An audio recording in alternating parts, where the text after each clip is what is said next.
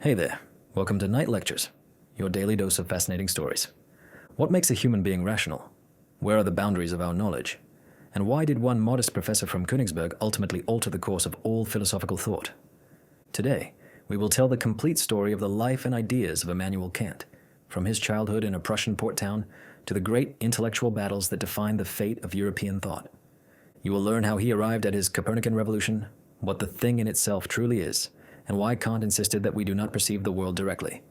We will examine in detail The Critique of Pure Reason, a book that frightened readers with its complexity and astonished them with its depth, and we will show how it overturned established understandings of science, morality, and the human being itself. Share your ideas for future videos in the comments, and hit the subscribe button. New bedtime stories come out here daily. When on the 22nd of April of the year 1724, in Königsberg, a town on the far eastern border of Prussia, a boy named Immanuel was born. Nothing suggested that his name would one day become an inseparable part of European philosophy, since Königsberg, standing on the Pregel River and surrounded by forests, marshes, and the winds of the Baltic Sea, was a trading but hardly a brilliant city, inhabited by modest artisans, Lutheran pastors, students, and soldiers, and this closed and measured world, from early childhood, shaped in a person the habit of inner order, solitude, and restraint. Kant's family lived in poverty.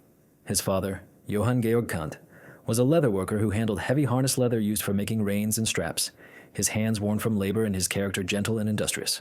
And he himself came from a Prussian family of Scottish origin, their surname Kant likely deriving from Kant, Kant, or Kunt. His mother, Anna Regina, the daughter of a craftsman, possessed, according to contemporaries, deep religiosity and a rare intellectual refinement uncommon for women of that era.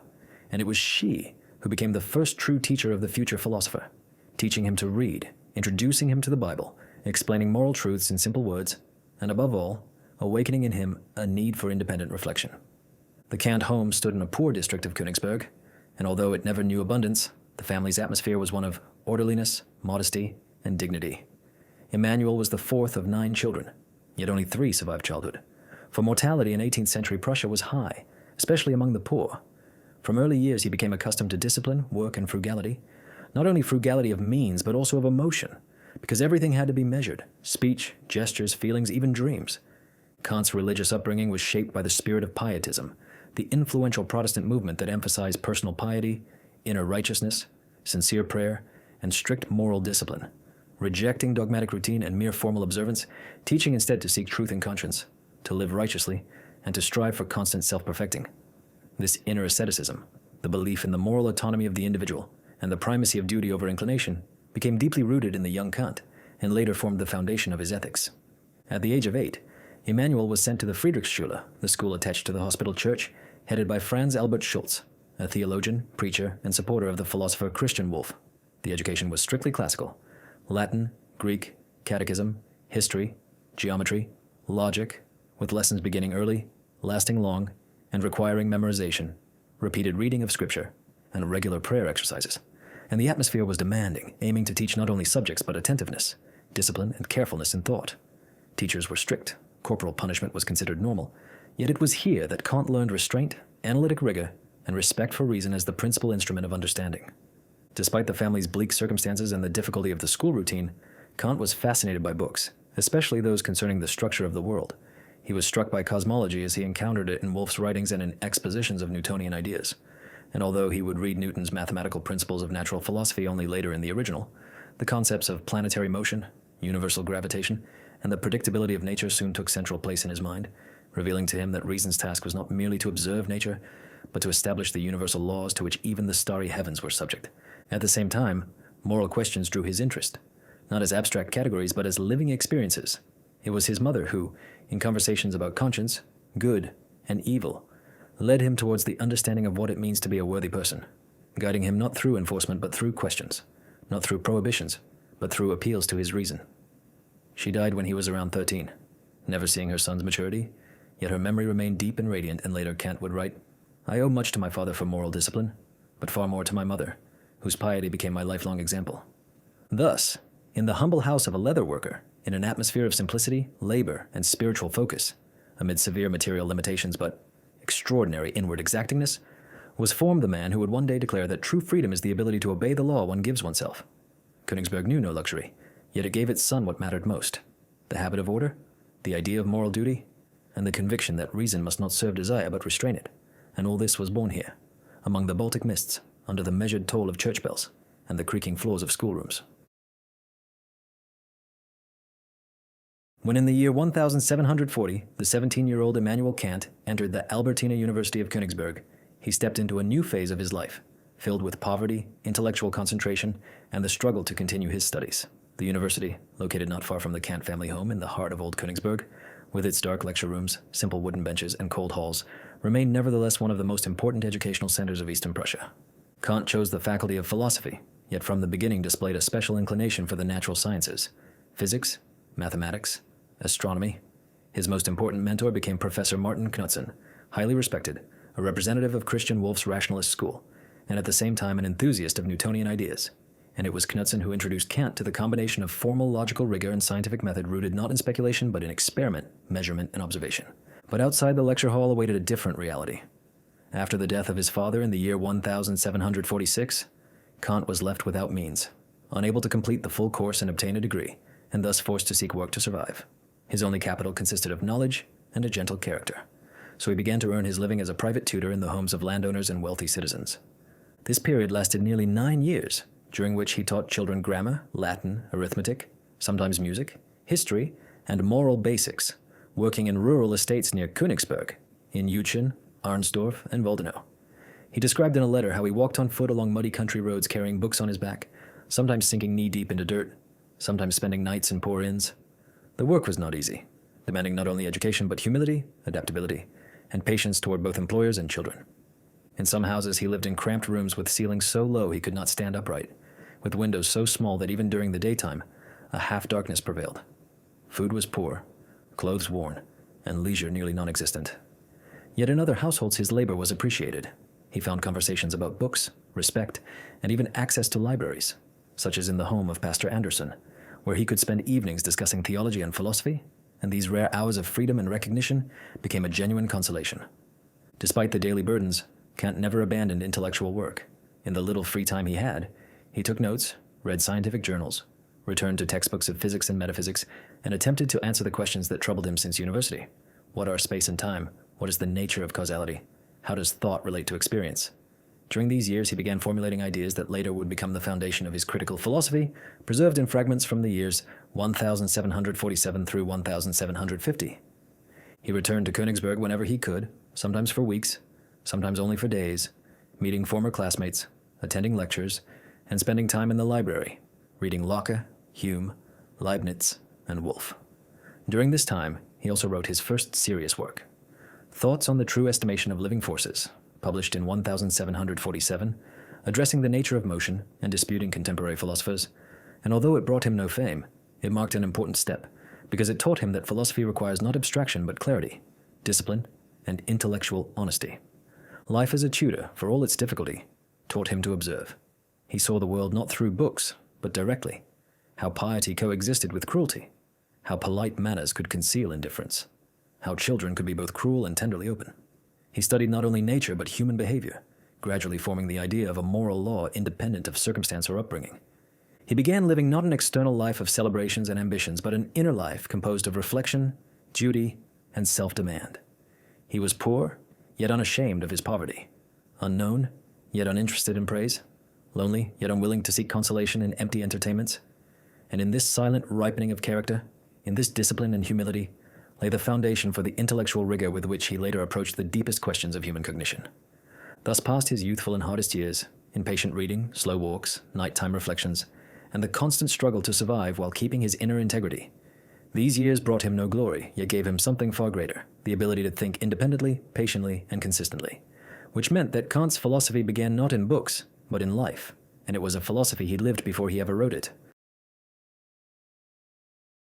When in the year 1754 Immanuel Kant at last returned to Königsberg after his years of wandering among provincial households as a tutor, he possessed neither wealth, nor a position, nor academic rank, yet he had gained something of greater value, inner clarity and determination to continue the path of the thinker. He lived modestly, rented an inexpensive room, ate sparingly, walked daily, and devoted every free moment to reading, writing, and reflection. A lifestyle that would later become the stuff of legend was, at that time, simply the necessary rhythm of man who had chosen intellectual labor without support or privilege. Kant's scholarly career began in the natural sciences. His first published work, Thoughts on the True Estimation of Living Forces, 1747, addressed the debate between the Leibnizians and the Newtonians over the nature of force and motion, attempting to reconcile the two sides. Already in this text one could sense his striving for system and his caution in drawing conclusions, traits that would mark his entire philosophical path. In 1755 he produced several important works, including the Universal Natural History and Theory of the Heavens, in which he presented a cosmogonical hypothesis of the solar system arising from a primordial gaseous nebula governed by mechanical laws, an idea later developed by Laplace, forming the nebular hypothesis. Even while deeply shaped by religious upbringing, Kant sought to explain the world's origin not through miracles but through universal natural laws. That same year, in autumn, he defended his dissertation on the first ground of the distinction of regions in space, obtaining the right to lecture as a private docent, meaning he earned no salary from the university, living instead from modest student fees, and to survive he taught 7 or 8 hours a day. Logic, metaphysics, physics, natural law, ethics, geography, known as a pedant yet admired as a lecturer, precise, methodical, with a clear voice and a benevolent tone. He earned genuine affection from students who said he could explain even the most complex ideas with clarity. Kant continued publishing, shifting gradually from physics and cosmology to philosophy. In 1764, he wrote the small but important Observations on the Feeling of the Beautiful and the Sublime, approaching topics that would later become central to his aesthetics. But the decisive moment came in 1770, when he defended his Habilitationsschrift on the form and principles of the sensibly perceived world, and was finally appointed full professor of logic and metaphysics. In that work already appeared the fundamental ideas later developed in the Critique of Pure Reason, the distinction between things in themselves and appearances as given to human sensibility, the role of the forms of intuition, space and time, as a priori conditions of experience, and the insight that cognition does not passively mirror the world, but actively structures it according to the laws of the mind. And it was after the year 1770, precisely when it seemed that Kant had reached academic recognition and should publish even more actively, that he fell into long silence. Between 1770 and 1781, he published almost nothing but small essays, and this silence lasted more than a decade, becoming the subject of speculation, even among contemporaries. Yet the reason for the silence lay not in fatigue or loss of interest, but in the task he considered the most difficult in philosophy, explaining how knowledge is possible at all. He realized that neither Wolff's rationalism nor Hume's skepticism provided an adequate answer, and it was Hume who, as Kant later admitted, awakened me from my dogmatic slumber by doubting the objectivity of causality, showing it was not given in experience itself. Kant understood that philosophy must not describe objects but investigate the conditions of their possibility. He wrote not to publish but to test, revise, and strengthen his system, filling notebooks with crossed-out paragraphs, rewritten pages, conceptual diagrams, reading Locke, Hume, Leibniz, and Wolff again and again, gradually forming the method he called transcendental, an investigation not of objects but of the ways in which the subject is capable of knowing them. He continued to rise at 6 in the morning, lecture, walk at fixed hours, eat sparingly, and visit friends. Outwardly, his life appeared unchanged, but inwardly, an entire system of thought was being shaped, one that would transform philosophy. Thus was Kant's path toward the professorship and toward maturity, a path not of brilliant declarations but of quiet, painstaking, profoundly personal work, a movement forward not in leaps but in millimeters, each of which demanded effort, against fatigue, against haste, against the temptation of easy recognition. He remained silent, but it was the silence of a man preparing to say something of the highest importance. In the spring of the year 1781, in Hartung's printing house in Riga, there appeared a work whose title was as unfamiliar as it was ambitious, The Critique of Pure Reason. Its author, Immanuel Kant, had by then been teaching for many years at the University of Königsberg, and was respected in academic circles as a careful and conscientious lecturer, known above all for his restraint and strictness. People knew him as a man whose life was governed by an iron routine and whose mind was devoted to precision, and this made it all the more unexpected that this very man released into the world a book capable of changing not just the course of a single philosophical school, but the very notion of what it means to think. The work on the book had lasted for almost 10 years. Kant, by his own admission, began from a profound mistrust of the established forms of metaphysics. His awakening from his earlier philosophical slumber was connected with reading the works of David Hume, especially his critique of causality. It was Hume who, as Kant wrote, awakened me from my dogmatic slumber, forcing him to reflect on the following question. If all our knowledge is based on experience, then whence comes the notion of necessity that we ascribe to the laws of nature? This problem led Kant to the project of a critique of reason itself, not as a mere instrument of cognition, but as a structure within which certain forms of knowledge are possible and others are not. The question was posed in a radical way. How is a priori knowledge possible at all? That is, knowledge which does not depend on experience and yet possesses universal and necessary validity. Why are mathematics and the theory of motion so exact, although they are not grounded immediately in empirical observation? And is something similar possible in metaphysics? Kant's answer was as radical as the question. He asserted that our reason is not passive. It does not simply receive the data of experience, but already shapes them in advance through certain a priori forms. Space and time, he claimed, are not properties of the external world, but forms of our sensibility, the frames within which all our perceptions are given to us. Further, the categories of the understanding come into play: causality, substance, quantity, quality, and others, in all 12, divided into 4 groups. These categories are not derived from experience. On the contrary, without them, no experience as an ordered phenomenon would be possible at all. Thus, the mind does not simply reflect reality, it structures it. From this followed Kant's famous distinction. Things in themselves, Dinge an sich, remain beyond the scope of our knowledge, while phenomena, the way things are given to us in experience, can be investigated. We do not know what objects are like outside consciousness, but we can speak with certainty about the way in which they appear to us. This became the basis of transcendental idealism, the doctrine according to which reason itself forms experience within given forms, and philosophy must concern itself precisely with these formative conditions. It is important here that Kant distinguished the transcendental, that which relates to the conditions of the possibility of experience, from the transcendent, which goes beyond experience. He did not reject the idea of an external world, but insisted that it is not accessible in pure form, only as it appears in phenomena. The structure of the critique was complex. Kant distinguished analytic judgments, in which the predicate is contained in the concept, for instance, all bodies are extended, and synthetic judgments, in which the predicate adds something new, for example, all bodies are heavy. He devoted special attention to the question of whether synthetic judgments a priori are possible. If they are, then it is precisely they that form the basis of scientific knowledge, as in the case of geometrical theorems or the laws of motion formulated by Newton. His conclusion was that such judgments are indeed possible, but only within forms that precede experience, that is, within space, time, and the categories. The result of this approach was a new understanding of philosophy as transcendental critique. The task of the philosopher is not to cognize objects directly, but to investigate the conditions under which they become possible as objects of experience. Not things, but thinking about things must become the primary subject of inquiry. When the book appeared, it was met with bewilderment. The language was heavy, the style dry and saturated with neologisms. Even his admirers admitted that to understand Kant, one needed not only philosophical training but special patience. One contemporary wrote, "I read him with a pencil in hand and a cup of strong coffee beside me, and even so, after half an hour I lose the thread of his argument."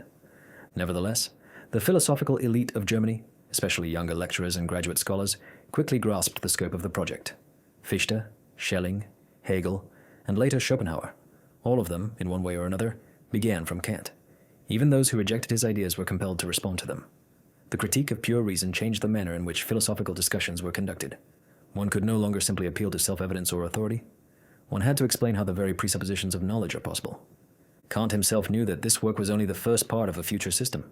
In his letters, he already spoke of the necessity of turning to practical reason, that is, to morality, where reason does not merely judge but commands.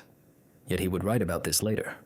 For the moment, in the year 1781, in a modest room in Königsberg, by the dim light of a candle, the philosopher held in his hands the printed volume, the outcome of a decade of silence, intellectual asceticism, and a kind of scholarly courage rare even for that era.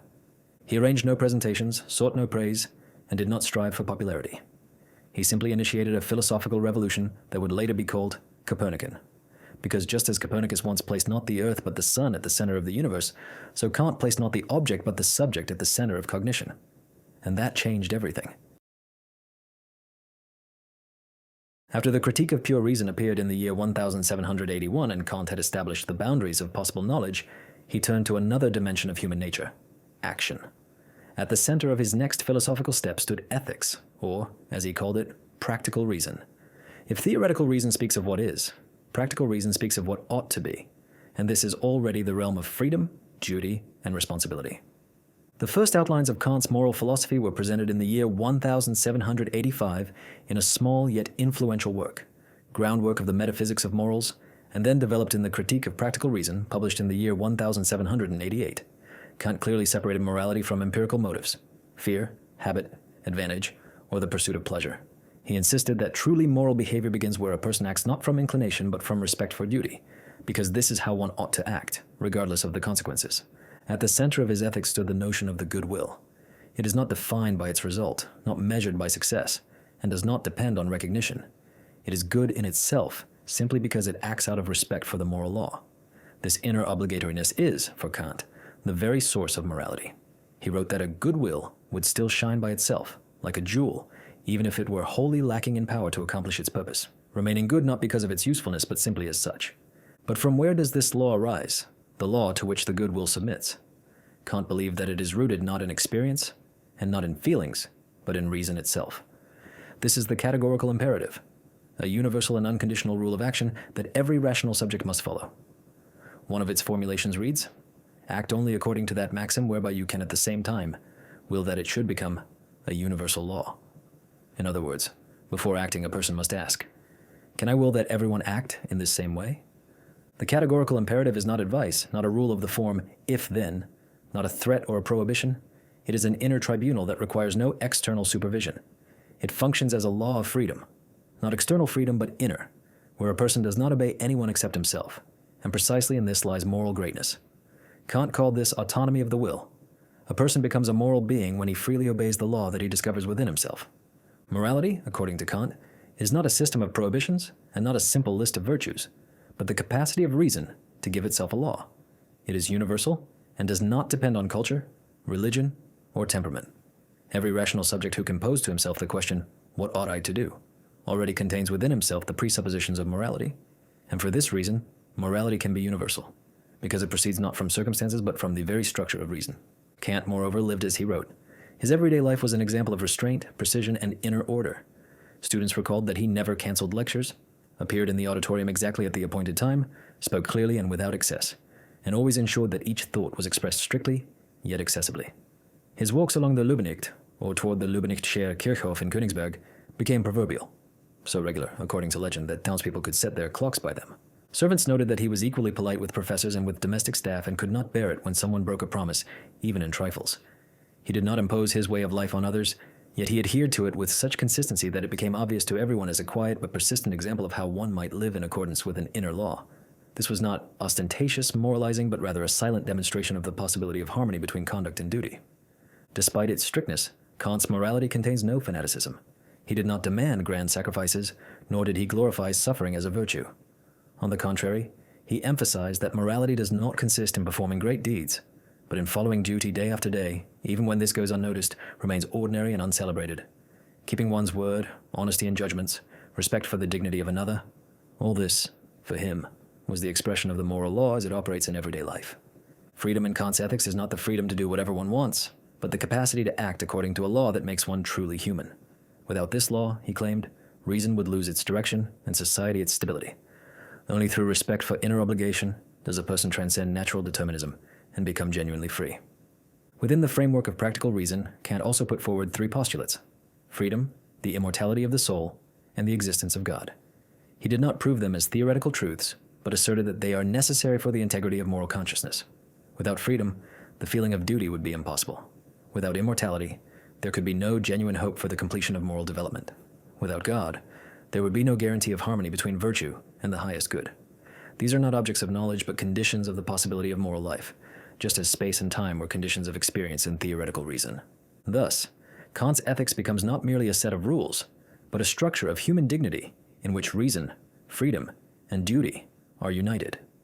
The human being, for Kant, is not merely a creature capable of feeling and desiring, but a legislator in the kingdom of ends, a bearer of autonomy, a being capable of asking, "What ought I to do?" and answering not by appealing to external circumstances, but by referring to inner conviction. This perhaps is what makes his moral philosophy so modern. It demands much, yet nothing impossible. It is strict, yet just. And in each person who has once heard within himself the voice of duty, quiet but unrelenting, Kant might see an ally, one who is capable of being free precisely because he is capable of obeying himself, as reason, as conscience, as law. In the year 1790, when Kant was already approaching 60 years of age, his third great work appeared, The Critique of the Power of Judgment. In this book, he sought to connect two worlds that seemed fragmented and separate, the world of nature, subject to necessity, and the world of freedom, in which the moral law operates. The first critique explored how we know, the second, how we act. The third turned to the question of how we judge, how we perceive beauty, how we understand purposiveness in nature, and how we form the idea of harmony between reason and feeling. Kant begins with the question, what does it mean to call something beautiful? He argues that aesthetic judgment is neither cognition nor action, but a special kind of evaluation in which there are no concepts and no goal, yet there is a sense of harmony between imagination and understanding. This harmony gives rise to disinterested pleasure, pleasure not in usefulness, but in a form that seems as though it were made to delight reason. Beauty, according to Kant, does not depend on concepts. We do not say, this object is beautiful because it is useful, or because it corresponds to my will. We simply perceive it and feel that it ought to please everyone. Aesthetic judgment is subjective, yet it lays claim to universality. When we say, this is beautiful, we are not merely confessing a private preference. We presume that other rational beings will feel the same. Kant offers many examples: symmetry, rhythm, a flower, architecture, the coherence of a musical motif. He writes that aesthetic judgment is a free play of the faculties, where there is no concept but there is form that provokes inner agreement. This play has no external purpose, yet it is felt as purposive. And here Kant gently leads us to the second part of the book. In nature, especially in living organisms, we observe purposiveness, the connection of parts and whole, the coordination of functions, a structure that seems subordinate to an internal plan. A flower turns toward the light, the heart pumps blood, a bird builds its nest, and all this appears not as sheer chance, but as an arrangement in which each part is both a means and an end. Kant emphasizes that we do not know whether this purposiveness is inherent in nature itself. We do not assert that nature has goals, yet we must judge it in this way in order to understand it, especially in the realm of living beings. The idea of purposiveness is a regulative idea. It does not state how the world is in itself, but guides our thinking, helping us to order experience. He distinguishes two types of explanation: mechanical, where phenomena are reduced to causes, and teleological, where we explain a phenomenon through its end or purpose. In physics, causality is sufficient. In biology, according to Kant, we inevitably resort to teleological judgments. Otherwise, we cannot comprehend an organism as a system. He is cautious. This is not a proof of God, not a direct assertion of design, but a way of thinking necessary for our understanding of nature as an ordered whole. From this point of reflection, he turns to the question of religion. The idea of purposiveness in nature leads us to the concept of a highest reason, not as an object of knowledge, but as a necessary assumption. We cannot demonstrate the existence of God, yet in moral consciousness and in the experience of purposiveness, we find ourselves compelled to think of the world as though it were coordinated with a rational and moral will. Kant develops these ideas further in religion within the bounds of mere reason, published in the year 1793. Its appearance caused a scandal. Certain parts were printed in a secular journal without prior approval from the censor, provoking the anger of King Frederick William II. Kant received a formal order forbidding him to publish on religious topics. He submitted, promising in writing to remain silent out of respect for the lawful authority. But later, after the king's death, he returned once more to religious questions, on the same basis as before. Reason, not revelation, is the highest tribunal.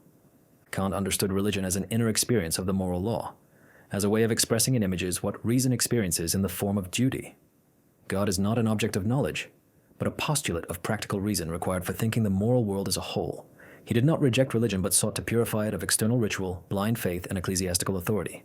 Genuine religion for Kant is morality expressed in symbols. In private life, Kant remained restrained in his religious views. He attended church, especially in his youth, but increasingly inclined toward a personal, rational approach. His faith was quiet and unshowy. He did not argue with believers, did not preach, yet he did not submit to external authorities either. Testimonies have come down to us that he listened attentively to Bach's chorales, loved silence, and valued simplicity and order, all those things that he perhaps perceived as expressions of inner concord between reason, feeling, and the world.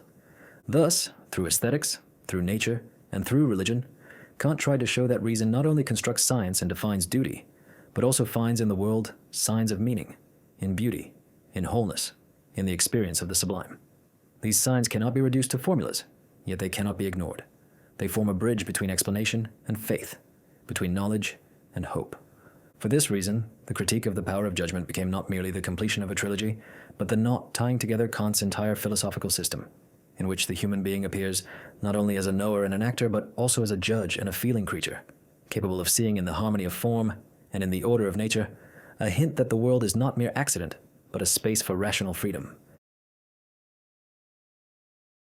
By the beginning of the new century, having lived through 80 winters in the same city, Immanuel Kant more and more often remained in silence. After the year 1797, his health began to decline rapidly. He continued to rise early out of habit, but he no longer sat down at his writing desk, no longer dictated letters, no longer read by himself. His eyesight was failing, his memory betrayed him, and his hands trembled so much that the pen slipped from his fingers. In spite of all this, he preserved an inner collectedness, that very discipline which had accompanied him throughout his entire life, and which now became his support in this slow fading. One turning point came in the year 1802, when Kant, with difficulty but decisively, dismissed his longtime servant Martin Lampe. Lampe had served him for more than 40 years, but now the philosopher more and more often forgot who stood before him, became irritated, confused people's faces. After Lampe's departure, Kant ordered that his name be crossed out from all written reminders where it appeared, and from then on he managed his household with the help of new attendants to whom, as contemporaries noted, he related with restraint and a certain wariness, not because he had grown hard, but because he did not wish to bind others to his own decline. His walks, once so indispensable, became shorter.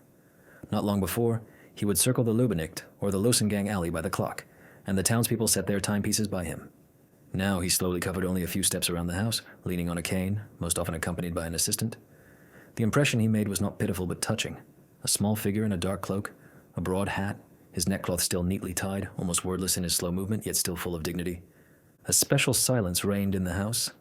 The room where his writing desk stood had hardly changed. Carefully arranged volumes, an inkwell, an engraving of Newton above the desk. There, too, were kept his last notebooks, notes, fragments of phrases, sometimes merely isolated words. These late manuscripts, later brought together under the title Opus Posthumum, remained unfinished, and yet the pulse of thought is still felt in them.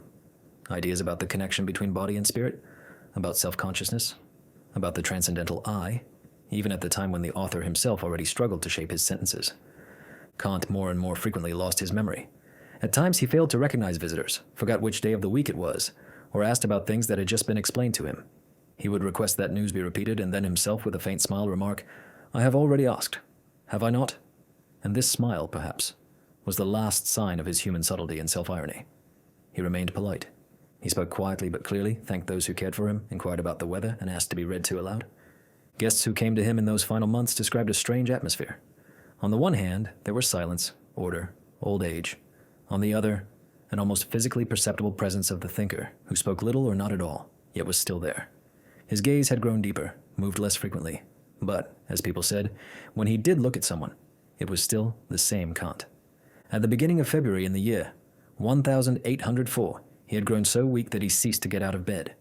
He hardly ate, slept with difficulty, and spoke with difficulty. The last days were quiet. He lay in his room, the light filtering through heavy curtains, dry winter silence filling the air.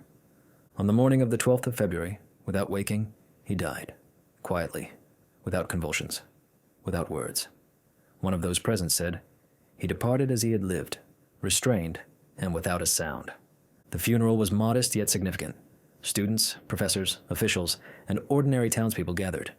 They carried Kant through the streets of Königsberg along the routes he had walked for decades at the same hour. The procession moved slowly, as if the city itself were accompanying not only a man, but an entire era. He was buried beside the cathedral, in a specially constructed tomb by the northern wall, where a memorial plaque would later be set. On the tombstone were engraved the words that Kant himself had chosen during his lifetime. These lines became an epigraph not only to his philosophy, but to his life. Two things fill the mind with ever new and increasing admiration and awe, the more often and steadily we reflect upon them: the starry heaven above me and the moral law within me. These words are not an ornament, they are the formula of his entire philosophy. He believed that a human being is not merely a part of nature, but also a being capable of freedom, of duty, of thought.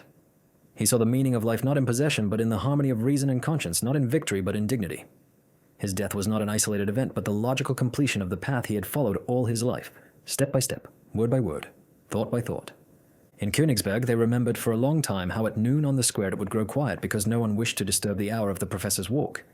His image, a man with a cane and a long coat following his route, remained in memory as the embodiment of philosophy itself. Not dogma, not system, not formulas, but a measured, strictly personal and strictly free movement of thought. When in February of the year 1804 Immanuel Kant departed from life, his philosophical system was already complete, yet its influence was only beginning. In a small room in Königsberg, among papers and books, he fell silent forever, but his ideas continued to resound, first in universities, then in political debates, later in medical ethics, in theories of justice, in the concept of human rights, and even in the most contemporary reflections on consciousness and technology. Thus Kant, who for most of his life had never left his city, became one of the few thinkers whose influence reached far beyond philosophy as an academic discipline. Already soon after his death, disputes began over the significance of the critique of pure reason and of critical philosophy as a whole. Young philosophers in Jena, Fichte, Schelling, Hegel drew inspiration from Kant, but each moved beyond him in his own way. Fichte developed the idea of an active subject capable of generating the world through moral action. Schelling sought to unite reason and nature.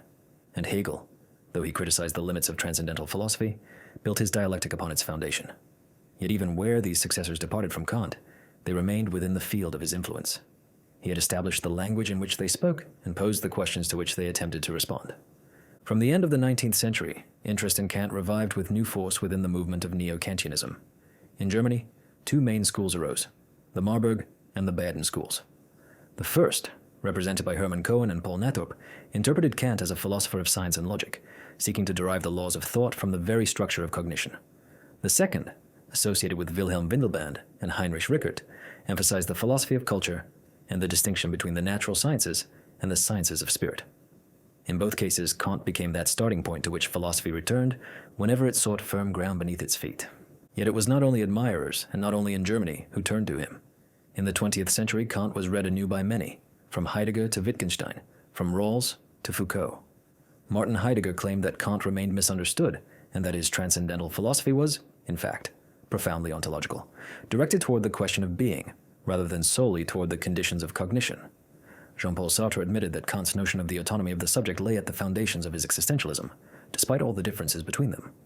Michel Foucault, in his later works, acknowledged that his archaeology of knowledge and his reflections on enlightenment originated precisely in Kant's critical philosophy, and that from Kant he had learned to question not the content of knowledge, but the conditions of its possibility.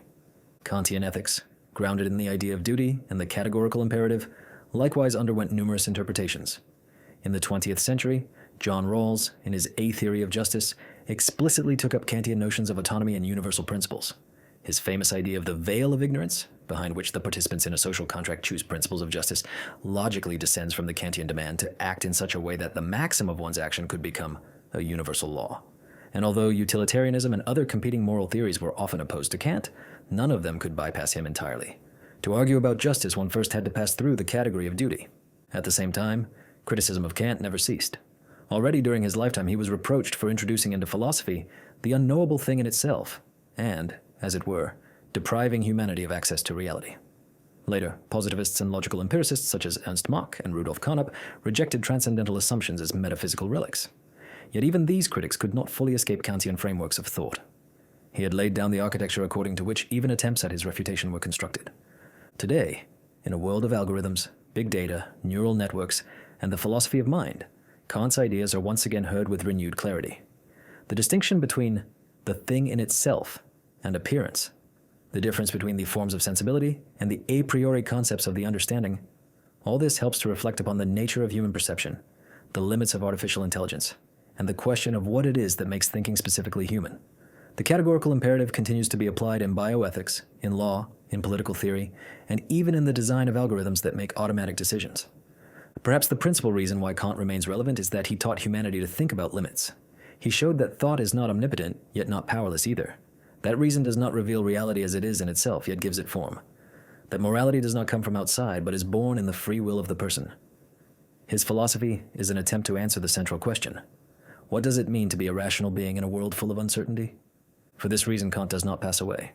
His ideas continue to dispute with one another, to come alive in new interpretations, to be reproduced in textbooks, treatises, lectures, and debates.